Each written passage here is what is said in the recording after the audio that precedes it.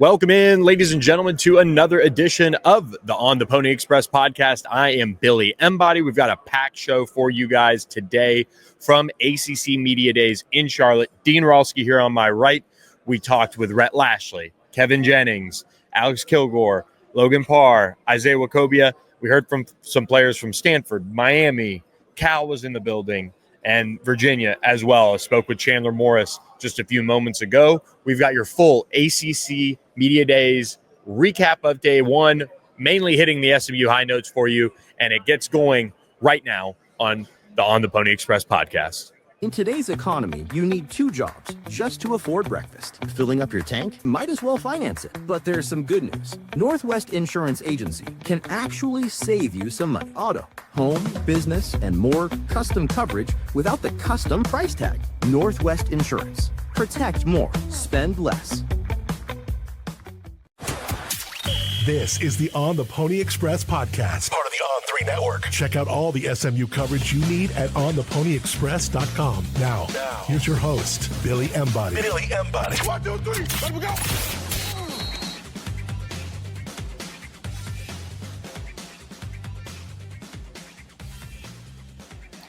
That's right, a packed show for you on day one of ACC Media Days. It is Tuesday. We've got Wednesday, we've got Thursday to go, but day one led off with one of the teams that certainly surprised some folks with this conference in SMU. We saw it up close and personal, Dean Ralsky, and we've got a lot to talk about. But, of course, want to remind you guys that we are presented by our friends at Northwest Insurance Agency. Give Mark Villasana a call today. Like you heard in the intro, they can help you do all the things you need to do to assess your insurance rates and coverage and make sure you're getting the right coverage at the right price for your insurance. So give them a call, 214-352-5656. We couldn't have called it last year that SMU would be a huge talking point here at the Hilton Charlotte Uptown, but now they are. You just watched Rhett Lashlee's press conference with some of the print and digital media members. There was a crowd around him, and there was a buzz around the Mustangs on day one. Absolutely. I think the two highlights were SMU and Miami, and the crowds for a Carson Beck and a Mario Cristobal were just as big for a Rhett Lashley and at times a Kevin Jennings as well. Look, SMU's not going to surprise anybody this year. We've talked about that in their scheduling, but that also goes from a media perspective as well. People know to pay attention to SMU, and that's going to start in week one, and it will carry on as they pick up the wins. And Rhett Lashley said, have a day, of course, where we ended our interview with him. But one of the biggest things that has to be making them feel like they're going to have some days out there on the football field is the news that RJ Maryland is running around, cutting, jumping, going through a lot of those workouts with his fellow Mustangs. Now, Rhett Lashley did say they're going to have to manage the load a little bit. They don't want to overwork him. They do have another stud tight end, and they really feel like they've got the best tight end room in the country. And certainly you can make that serious case that RJ Maryland and Matthew Hibner are the top tight end group in the ACC at the very least. But getting him back for fall camp, ready to go, is a big piece today. Yeah, and we talked with Eric McLean. He also said that he thinks SMU has the best tight end room in the country. So it's when healthy, of course, and they're going to have to monitor the health of really everybody in that room, as you've seen them all deal with injuries, Adam Moore, Matthew Hibner, and RJ Maryland. But it's super exciting. We asked Kevin Jennings and Coach Lashley what the talent and versatility at tight end will allow this offense to do in 2025. And it's no secret, it's going to create mismatches, whether you put up a linebacker or a safety against either one of these guys. And it can be a true game changer in any game this season. It's such a different feel here compared to ACC Media Days last year. Last year, they were coming in as this unknown from the group of five. Okay, they won the AAC. How are they going to fare in the ACC? And now it just seems like there's this comfort level, and Rhett said it best, you can't let comfort creep in and cause complacency. And that was a talking point not only with people around this football team, but talked with Tom Luganville about it. He was on the show. We've gotten a bunch of interviews for you guys that we're going to be dropping on the Pony Express podcast over the next 2 weeks, really, as fall camp gets underway next week. And that was his one thing. Rhett Lashley really hasn't had to worry about that as a head coach. He's taken this team as a first-year head coach to a bowl game, and then they bring in some transfers. They win the AAC. then they're knocked down a peg again. They're brought into the ACC and they're not expected to do anything. Now, how do you handle success where there's no excuses? There's not even that they're moving into a new football facility and that's going to be kind of crazy. They're in the Weber end zone complex. So Rhett Lashley and his staff having to do everything they can to make sure that the guys continue to chase the standard. And not that it was a good way the season ended last year, but I think the way it did will make sure this team is still hungry. Because, yes, they won 11 games and they had more success than just about anybody thought. But the sour taste in their mouth to end that season should, and Coach Lashley said, will fuel them to be motivated and to make sure there aren't signs of complacency and just being content with an established team. No, we talked with Logan Parr. He wants to complete his college career with an ACC championship trophy. And he's already completed graduation. He's got a master's degree and all of that. Isaiah Wacobia graduated this summer, which he was really, really excited about and proud of. But, I think this is a football team that, finds every little morsel to build up a game and make it be against a team that can beat you. Because we saw that covering this team, yes, SMU was playing really good football, but the Duke game, Boston College gave them everything that they wanted to handle.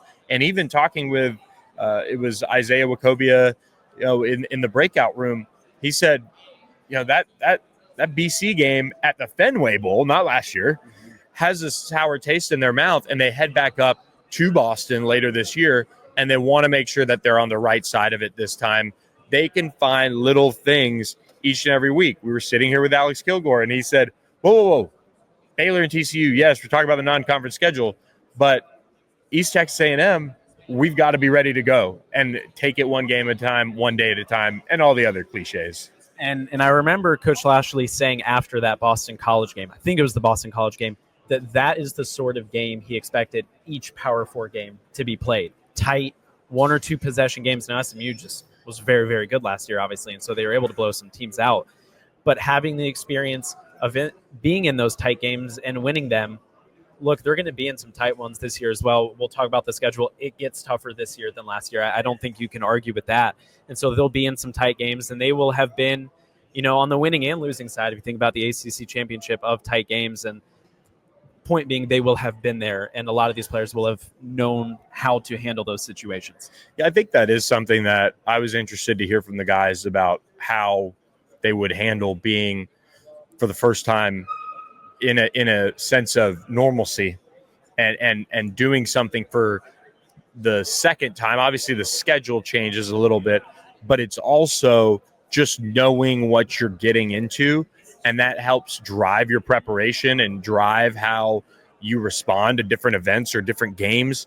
And they continuously work at two things: developing their culture as a team and being close with each other. And also, they just find those ways to keep a chip on their shoulder. But you go back to that culture, that is what really, even when we were talking with Alexander Kilgore, who, is pretty stoic, you could tell it just really meant a lot to him when talking about it as they prepare for this 2025 schedule. Yeah, and another word that was brought up a lot, I think on ACC Network as well, was brotherhood. And these are all the same things. And we talked with Logan Parr, and culture might have been the word he said the most, even just within the offensive line room. So I think, to Logan's point, it maybe starts with the position groups. And we've talked about the competition and how Preston Stone handled that quarterback situation last year. And he could have set a bad example, but he didn't. And he showed his teammates how to handle adversity. And I think it's rubbed off on a lot of the teammates, where there's going to be some competition in fall camp throughout the season, but they've just got to continue to push each other positively. And there's no reason to believe they won't do that. We do have the injury update on RJ Maryland at ontheponyexpress.com. Subscribe for just $1 for your first week, as well as other injury updates that Rhett Lashley did give in our local media powwow with him. A lot of it around here, and you were in there in the main media room, we'll talk about in just a second, dominated around college football playoff, rev share, all these things, which is what media days around the country are becoming. And maybe one day we'll start to really get back to talking about the nitty gritty of college football teams versus some of those things that are hanging around the sport.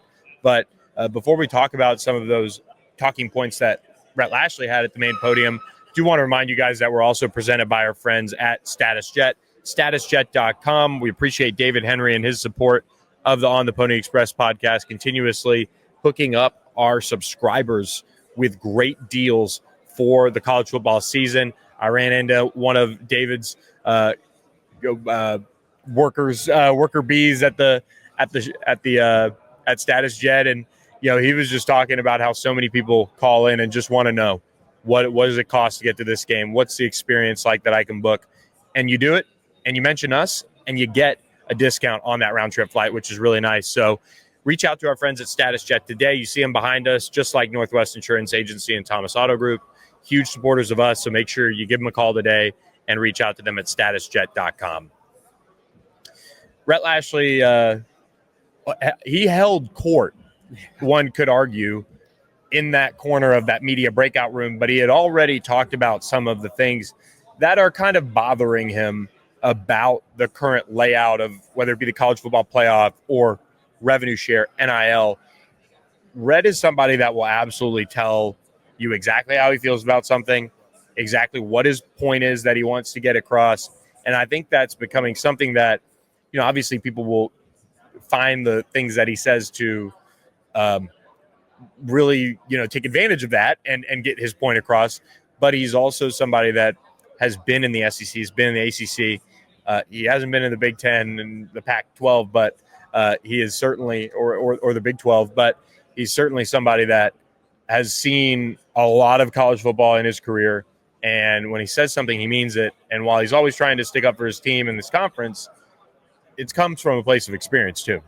And yeah, you mentioned it. He's got the anecdotal experience, but he also always backs up his claims with facts. I mean, he does his research when he's making a point, today talking about the college football playoff and which conferences should get how many automatic qualifiers. And that's a rabbit hole I don't want to go down right now. But I just think Lashlee is very articulate in when he gets into these discussions, because he doesn't want to let someone take a quote out of context and then it blows up, which has happened to coaches across the country. It happened today, kind of, in a way. The SEC comment about they haven't had, so they've had 6 teams win a national championship since 1960 or so. Yep, the same 6. And so that's where he gets his buzz from. Yeah. It's nice. And so just going back to that point, it's enjoyable to have a head coach that cares that much. And when you look around the room when he's saying these things, you're just seeing a lot of people nod their head, and it's not fake. I mean, they're really just understanding where he's coming from and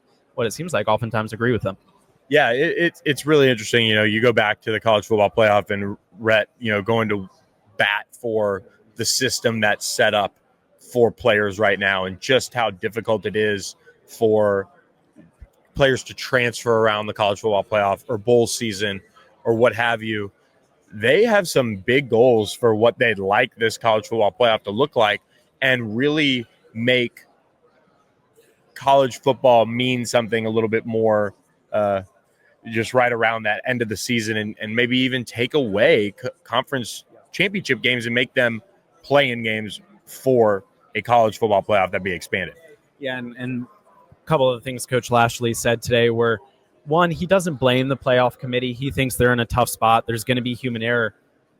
But he doesn't want anybody to be politicking for any team in the season. So what his argument is, let's go prove it on the football field. And that's where those play-in games come into the equation, is when, okay, if we're going to have automatic qualifiers, your conference really gets to choose and the teams get to choose who's in. It's not up to human error, or there really shouldn't be any bias involved in how that all works out. And he also talked about the potential for more home playoff feel or playoff games, which I think everybody loves. And so that was his argument today. Yeah. Any way to get more of, I think, college football teams hosting meaningful games at home is something that I'm for. That's why I'm a proponent of the 9-game schedule. I know 9-game conference schedules across college football. I know there's a absolute war about that going on between the SEC and the Big Ten, who do control, largely the future of the college football playoff. And at the same time, the ACC, as what I think most people would say is the clear-cut third league right now, just from revenue alone that Jim Phillips reported today. It's something where they are going to try everything that they can to figure out a way to get their best product out there. And, they just have to find ways to win some of these marquee matchups. You look at Clemson, LSU. I mean, Clemson has an opportunity. LSU hasn't won a season opener in 6 tries, something like that. I mean, it's nuts how they've scheduled big games and also just, not played well in season openers. But Clemson, Dabo Swinney, they do prepare for those big games just about as well as anyone. And I think that would be a big statement game. There are certain ones, North Carolina having a shot at TCU. All of those things would go a long way to helping the ACC really legitimize itself even more, because I think it's coming off of a fairly successful season. Yeah, I mean, you could say what you want about the 2 teams that ended up going into the college football playoff, but it's a different world, and SMU and Clemson and Louisville and Miami are all trying to be those teams that carry the flag and make the college football playoff and take their best shot at beating some of these teams too. Yeah, look, for better or for worse, I think not that week 1 is make or break for the ACC, but it could be huge in terms of how many teams the ACC gets into the playoff. You mentioned Clemson versus LSU. Georgia Tech goes on the road to a very different Colorado team. They're favored there. They got to go win that football game, especially with the hype building around them. You've got Virginia Tech taking on South Carolina in a neutral site, Tennessee and Syracuse, Notre Dame, Miami, Florida State, Alabama. These are all week 1 games, and all of them are opportunities for the ACC to win games over the Big 12 and the SEC, which could do a lot of good come November. Well, who I forgot as SMU makes its exit here from ACC Media Days is Florida State. They've got to step up. They've got to try to find a way to get back on track just for the league in general. But how about Jimbo Fisher joining the desk of the ACC huddle as somebody who's spent a lot of time around Jimbo Fisher at different SEC events and things like that throughout his career. He's going to get his point across quickly. It's going to be good, I think, to continue to have a Florida State presence on the desk with Eric McLean, who's kind of a co-Clemson SMU guy, and Taylor Tannenbaum and Roddy Jones and guys like that out there on the set. That's a big move for the ACC. That'll give the league, I think, a voice that will be paid attention to. Like having Nick Saban on the College Game Day desk, like having an Urban Meyer on the Fox desk, having Jimbo Fisher have a platform during the season is something that, as was announced this morning, Tuesday, that's a big deal. You need somebody that has that type of juice to them when they say things that people pay attention to. And, Jimbo Fisher's kind of become somewhat of a, not polarizing, but a notable polarizing type of figure that'll be good for the network. And, polarizing, you become polarizing because people listen to you, for better or for worse. Yeah. So people are going to listen to him. He'll bring the energy to that show. And one other thing I want to mention too is ACC Huddle really detached themselves from the ACC Network primetime game this year, which, talking with Eric McLean, you'll hear the full interview with him soon. He is super excited about that because it allows ACC Huddle to go to the biggest ACC games of the week. Yep. They announced they're going to Clemson, LSU, and then they'll be in Durham when Illinois, a playoff hopeful team, goes to Duke. And then finally, that really one of, if not the first big ACC matchup when Clemson goes to Atlanta to take on Georgia Tech. And so it just allows ACC Network to really gain more big-time coverage. Yeah, there's a lot of things that we're going to learn about the ACC this week, about the teams, but I think some of the moves the conference is making, they're time will tell as these things unfold, and of course, all barreling towards 2030 and 2031-ish with TV contracts coming up and things like that. But man, they've got their own network. They're recognizing that, one, good for the huddle in general because they can go to the marquee games and they can cover it or whatever, but they don't necessarily, I mean, I could be wrong here, but they don't necessarily have to wait until that end of that marquee game, if it's a night game, to go live and start breaking down. So maybe that means expanded coverage as well and kind of more things that the ACC network can pick up and be on, from a live perspective. And I'll be interested to see just how it all plays out there with that because, of course, ACC network will carry a live game at night. I mean, trying to take advantage of all the windows they can, but being able to move that around a little bit maybe helps them. Maybe they don't have to kick off at 8 Eastern on some games or what have you, but it's a I was here a year ago. It's a different feel for SMU. It's a very different feel as well, having a team like Clemson who goes on Thursday. We'll have a Clemson player, Antonio Williams, with us as well, one of the best receivers in the country. But them being as talked about as they are preseason is big for the league. And again, that just gives them more avenues to create revenue and create excitement around the brand. Absolutely. And we've touched on it, but that's why, I mean, these early games for Clemson mean so much because for the ACC too, 100%. You want the hype to be there beyond week one. And if they can beat an LSU and a Georgia Tech and go on this way, and in the meantime, if SMU can keep winning games, boy, would you be in for a treat in the middle of October when those two teams face off. 100%. And before we get to our interview here with Rhett Lashley in just a minute, exclusive interview at ontheponyexpress.com and on the podcast, I do want to remind you guys as well about our friends at the Thomas Auto Group. Make sure you head up 75 to McKinney, check out any of their 4 dealerships, Ford, Subaru, Volkswagen, and Mitsubishi. Thomas Auto Group, make sure you take advantage of employee pricing on new and pre-owned vehicles when you mention us on the Pony Express, and head up and learn more about the Thomas Promise today. At Thomas Auto Group, the Thomas Promise includes the low price promise, the pre-owned promise, and the 72-hour exchange promise. And finally, the 100% customer satisfaction promise. So shop Thomas Auto Group today, home of the Thomas Promise. Before we get to our interview with Rhett Lashley, we do want to share some final takeaways just talking with the SMU contingent today. You look at Kevin Jennings, and I think we've got to start there. I mean, he is, one of the most dynamic players in college football at the quarterback position, regardless of how things panned out with some of the turnovers late in the season and obviously that Duke game. But he just seems like he's in command of what's going on offensively. And today for him, it was answering a lot of questions about the turnovers, about the Penn State game. And so I think for him, mentally, maybe this was the turning point. All right, we are done talking about last season at this point, right? Like, let me go prove it on the field now. He's got the opportunity to do it again early with the out-of-conference matchups that SMU has. But again, I just think this is an opportunity to close that chapter. It was still a super impressive, first season with Kevin Jennings at quarterback, but now it's time for him to take it up a notch. And you look at some of the national conversation around Kevin Jennings, he's getting some talk as being one of the best quarterbacks in the country. He's also getting a lot of, almost uncertainty as far as where his stock is not necessarily heading, but there are questions nationally for some people that didn't watch the entire body of work, but man, just talking with him, he's up to 195. They had a big dinner last night at a steakhouse here in Charlotte. They did not go to Cookout, to my knowledge, on their way out of here, so I don't know where they're going for food before they jump on the jet. But it's a player that has punched all the right buttons in the offseason. And at the end of the day, you can say this about every player in the entire country. All right, we'll see. We'll see on the field in just a few weeks. Yeah, and the last thing, too, here is based on where people have his stock, it's just an easy thing to add to his motivation, right? We talked about the complacency that SMU might experience.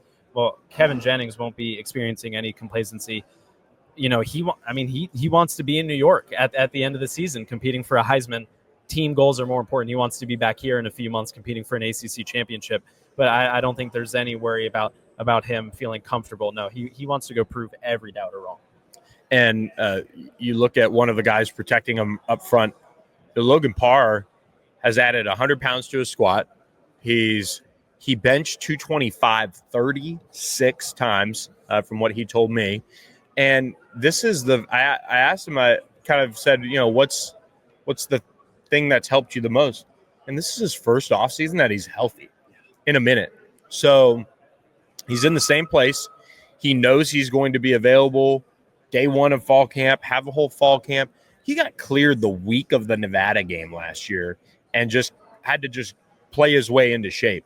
He's coming from a totally different perspective going into this season, but also coming in with a lot of confidence. Yeah, and I think, he's got confidence for himself and what he can achieve. He's also got a lot of confidence in this offensive line as a unit.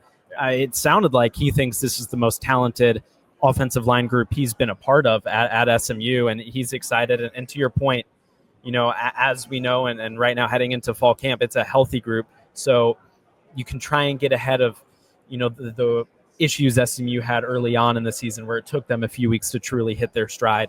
Because if you can have a full fall camp, and for Coach Justice, it's tough trying to find those 5 or 7 guys you can truly rely on. But if he can get close to that by the end of fall camp, they should be in good shape. Speaking of good shape, Alexander Kilgore and Isaiah Wacobia look the part. They look ready. Obviously, Isaiah Wacobia has the accolades, has some All-American buzz to him. Rhett Lashley made no bones about it talking with us, as you'll hear in just a moment. They feel like they've got 2 of the best safeties back there in Ahmad Moses and Isaiah Wacobia in the country. But they're also really excited about Alexander Kilgore being unleashed. He's played co-starter snaps. He's produced at a starter level for the most part when he's been on the field. But he's also been playing behind Ahmad Walker and Kobe Wilson. He's excited about this opportunity. And he even said right here with us is we'll roll those interviews out throughout the week. And he sounds like his own group chats, like his friends from back home are like, oh, that's not good enough. His parents like, hey, step up. And we know the Kilgores are listening to this. But it's a player who, man, he's so stoic that he just almost has that edge about him at all times. But he does open up and, it ends up, giving you a little bit on the personality side. But, man, I know how long he's been waiting for this moment, considering he started his first ever college game as a true freshman. This is his time, and he knows it. And it's exciting for him because he knows he's going to be able to produce on the field. But when you lose Ahmad Walker and Kobe Wilson, not only in the linebacker group, just on that defense, he's got to step up as a leader. And he did in the spring. He was one of the most vocal players in the spring when we were allowed into practice. And so, to your point, yes, he is going to be ready to prove the doubters wrong in terms of production. But I also think he is ready to be a vocal and just trusted leader on this defense, but really on this team. Yeah, there's a lot of good leadership here. Isaiah Wacobia was so cool to talk about all the things he's doing away from the field too. Boys and Girls Club of Dallas, investing in properties and flipping them with some family. He's been able to support his family himself, and he came back because he knew he could, thanks to NIL and rev share, support his family a little bit more with his setup this year at SMU. He knows it's his money year. He wants to be that next great SMU player to get drafted high, and all of that just continues to drive him. I had him walk me through a day. He wakes up around 4:45, 5 a.m., and he works out most of the day. He gets a nap in maybe, plays a little video games maybe, and then he gets back out on the field in the early evening with Ahmad Moses, and they've been basically hanging out every waking moment of the summer. He's just so impressive, the guy he's grown into be. Yeah, and there's no doubt SMU is going to need him to step up. And we talked a little bit in our interview with him, too, just about the need for the secondary to truly hit the ground running right away. As SMU fans will know, last season it took a couple weeks for that SMU defensive line to truly get going to their standard. And so the secondary, there will be some pressure on them. Kobe Prentice is a guy that transferred into Baylor. They're going to face some big-time weapons early on in the season, but there's no short of confidence. They know they're ready for that challenge. And, yeah, Ahmad Moses and Isaiah Wacobia, those are 2 guys that they love those types of challenges. Yeah. They want to go up against the best of the best, and they're ready to do it. Well, it's talking season still, ACC Media Days, kicking off day 1 here. We hope you guys enjoyed our side of things. We are now going to go to our interview with SMU head coach Rhett Lashley. Of course, we're presented by our friends at Northwest Insurance Agency, Status Jet, Thomas Auto Group. We really appreciate them for being such key partners with us. Again, make sure you reach out to Mark Villasana today. You can reach him at 214-352-5656 to make sure all your insurance needs are being met. And, of course, we also want to shout out our friend Andy Ludicky at My Perfect Franchise. MyPerfectFranchise.net is where you can reach him, or give him a call, 404-973-9901. He'll find the right franchise model for you, whether that is a brick and mortar, whether that is a digital business. I mean, he's got all sorts of different ways that he can help you and your family find the franchise that works best for you to take you away from the corporate rat race and start living the American dream. So reach out to Andy, A-N-D-Y, at myperfectfranchise.net. And look, a lot of positivity on the podcast, Dean, but that is what media days are for all of these teams. It's positivity, it's hope, it's The guys have never looked better in workouts, all of those things. But at this point with SMU and Rhett Lashlee, we know that it's kind of been backed up for the most part. So a lot of exciting coverage and interviews to come from ACC Media Days. But, of course, we lead off with the head coach of the SMU Mustangs as we wrap up this edition of the podcast, and we go to that interview with head coach Rhett Lashlee right now. We'll catch you on Wednesday of ACC Media Days, as ontheponyexpress.com is here all week in Charlotte. So thanks for listening. Enjoy this interview with Rhett Lashlee. Welcome back to the show. Now getting to be joined by SMU head coach Rhett Lashlee, live from ACC Media Days in Charlotte. Thanks for the time. How was summer? Man, summer was great. So far, so good, both for the team and for the family, and summer's about over. It flew by. Fall camp just around the corner. Break the Rock coming up here, in the next day or two as we're recording this. What did you learn about your team over the course of summer workouts? Yeah, today's, I believe, Tuesday, and tomorrow morning, Wednesdays, when Coach Grizz and them have their last workout and Break the Rock, and that kind of signifies the end of the summer and the off-season program. Our guys will get about 5 or 6 days off, and then here we go. I think what we've noticed from January till now is this is an incredibly accountable team to each other. They lead themselves. They hold each other accountable to a high standard. Back-to-back 11-win seasons creates a high standard. They've embraced that. We got 42 new faces, so that's always the challenge as you build a new team. But we also have enough returning faces in the Kevin Jennings, Isaiah Wakobias, and others that I think have helped kind of show those guys this is how we do things and help create this team's identity, which isn't solidified yet, but been really pleased with the work from January to now that's been done. And you talk about creating the team's identity. What are some of the things, if there are many, that you want to see your team progress in fall camp, and doesn't necessarily have to be on the field, but just as a cohesive team?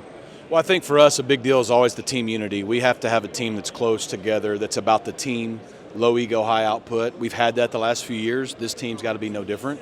And that's always a challenge in a team sport when you got a bunch of individuals who want to have success. I think the second thing is we have to be a tough, competitive team. Toughness and competitiveness has been a part of our DNA. This team has to be the same.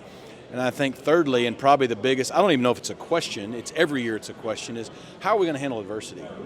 We've had no issues so far. Like, we haven't gotten behind 14-0, we haven't lost a game, we haven't had a player get hurt. Like, all those things that are going to happen in a season, we've had the ability the last few years to respond to. How are we going to respond? And so those are the things that when you go into fall camp, there's those X's and O's, the fundamentals, the strategy, and all that matters. But those intangible qualities is what we're looking for to decide how the team's going to hold up throughout the year. You lose so much off of that defensive line along the interior. Uno gets hurt in spring. You've got a guy coming back in Alexander Kilgore that probably isn't talked enough about, playing behind Ahmad and Kobe last year. What have you seen from him and that linebacker group as they maybe have to step up a little bit, as that new defensive line, gets put together? I mean, linebacker's one of the biggest question marks in our team, right? And that's fair, and it is what it is. I think having a guy like Alex who's here, had 70-something tackles, was basically a co-starter. I mean, he was in the three-man rotation with Ahmad and Kobe, but for 2 years hasn't been the guy, but has played a lot of football. Helps. Getting a guy like Sakai Barker to come over with a lot of experience help. We have a lot of young guys that we think are going to factor in this year, maybe more by committee. We don't know yet. But that's going to be an important group. But I think what Alex has done, he has the experience of a starter, and that's big for us as we kind of make that transition at that position. Ahmad Moses, Isaiah Wakobi, I think two of the best safeties in the league, no doubt. And then, of course, across the country, one of the better tandems. But what have you seen from them as they've now approached this final year? It's crazy that it's already winding down, but it's flown by with them. For both of those guys, they've always been productive on the field. And now it gives them a chance with Jonathan McGill graduating and Kobe and Elijah Roberts to kind of take more of that vocal leadership role. And I think both guys have done a really nice job transitioning from, I'm not just going out and playing my game now for the team. Like, I've got to play my game, but also be the leader. And I agree with you. It's arguably as good of safety tandem as there is in America. We're going to lean on those guys and their experience. They're really good players. But what I've been proud of this offseason is they've really just shown the leadership that we need them to show. And with it being year 2 in the ACC, there's some schedule overlap from year 1 to year 2. When you go about scouting those teams again, there are a couple of them that are going to look very different personnel-wise. When you think of like how Louisville and Stanford have hit the portal, Stanford's got an entirely new coaching staff. In those certain situations, are the games from a year ago almost less helpful just because there's not as much continuity in those teams? Yeah, I mean, it's helpful from the standpoint that experience is always a positive, but I don't think, we got Boston College, we got Cal, we got Louisville, we got Stanford. I think those for sure. Plus, we're going to play Clemson in the regular season. I think every team that we're playing again this year in the league has improved themselves. I think Clemson's the unquestioned number 1 team in America.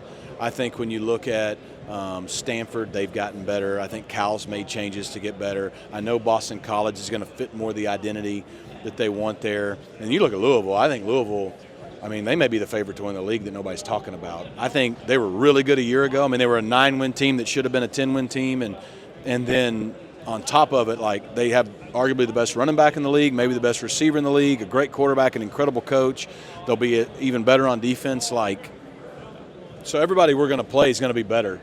And so that's our challenge is we got to be better. Kevin Jennings enters, this ACC Media Days with everybody knowing who he is. Yeah. Very different from last year. What have you seen from him? I know he's gained a little weight as well this summer, and just his approach in the offseason. Kevin has that humble confidence about him that you love in a quarterback. He never gets too high. He doesn't have a big ego. He doesn't make it about himself, yet he is fiercely confident in his ability to lead and perform. And you got to have that to be a dude at quarterback.